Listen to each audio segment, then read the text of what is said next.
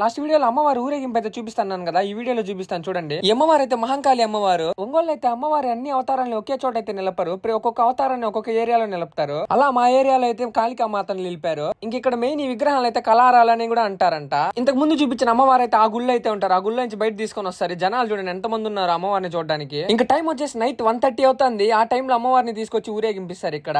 ఇంకా అమ్మవారి విగ్రహం ఊరేగింపు అయ్యేంత వరకు దాన్ని అయితే ఆడిపిస్తానే ఉంటారు. అంటే అటుపక్క ఇటుపక్క మనుషులు అయితే పట్టుకొని ఊపుతూ ఉంటారు అమ్మవారిని. కింద క్రౌడ్ అయితే చాలా మంది ఉన్నారు. మేమైతే మా అన్న వాళ్ళ ఫ్రెండ్ మిద్దిపైకి అయితే ఎక్కేసాం. వ్యూ అయితే క్లియర్ గా కనిపిస్తుంది. ఇంకా అమ్మవారి అవతారాలు వేషాలు అయితే వేసి డాన్స్లు అయితే వేస్తున్నారు ఇక్కడ.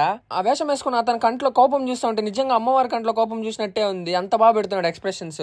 కింద క్రౌడ్ అయితే మాత్రం చాలా మంది అంటే చాలా మంది ఉన్నారు. అస్సలు నడిచేదానికి కూడా జాగా లేదు కింద. ఇంకా అలా నైట్ అంతా ఊరేగింపు చేసుకుంటా ఊర్లో ఉన్న 3 బొమ్మలు కలిసి ఒక చోటకు వస్తాయి. ఇంకా 3 బొమ్మలు ఒక చోట మీట్ అయిన తర్వాత ఒక బొమ్మ వాళ్ళు ఒక బొమ్మకైతే ఆర్తలు అయితే ఇచ్చుకొని మళ్ళీ ఊరేగింపుకైతే వెళ్తారు. వీడియో నచ్చితే ప్లీజ్ సబ్స్క్రైబ్ చేసుకోండి, మీ ఫ్రెండ్స్ అందరికీ షేర్ చేయండి.